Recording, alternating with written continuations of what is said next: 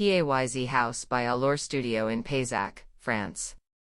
Les Blanches de Payzac is located in a tiny village in the south of Ardèche, where traditional construction still predominates. The existing house, originally built in 2007, contrasts with this vernacular architecture. Setting up in a privileged and isolated plot, the house weaves a close and strong relationship between nature and architecture. Voluntary facing the grand landscape, its oversized glass windows offer generous views towards olive trees, stone pines, and aromatic plants, while its concrete facades remind rocks of the surroundings and the tradition of retaining dry stone walls that compose this beautiful and contrasted landscape. Formerly built to be a holiday house, its plan is composed of 3 independent units hosting the different functions of the house and connected only by an exterior path. The project of extension intends to provide a more functional use of the house daily. The project establishes a new entrance and connects, through a long corridor, the 2 main existing blocks.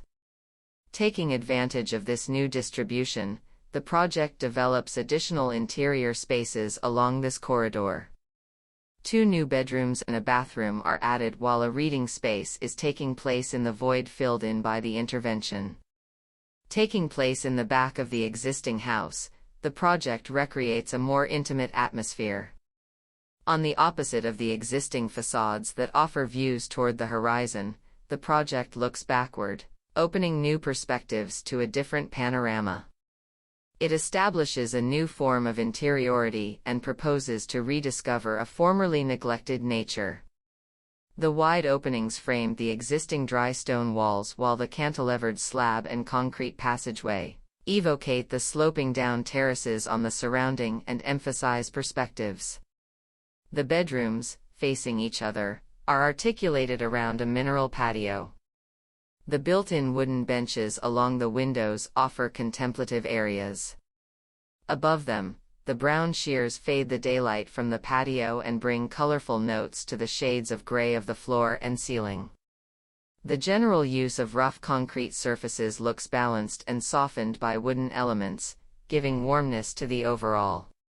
From the outside, the addition is almost invisible. The house stays the same, facing the landscape with its quiet shapes.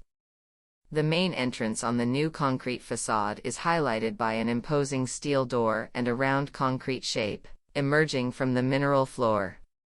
The cantilevered slab on the front, offering shelter during the rainy season, becomes a welcoming element that reinforces the idea of a home.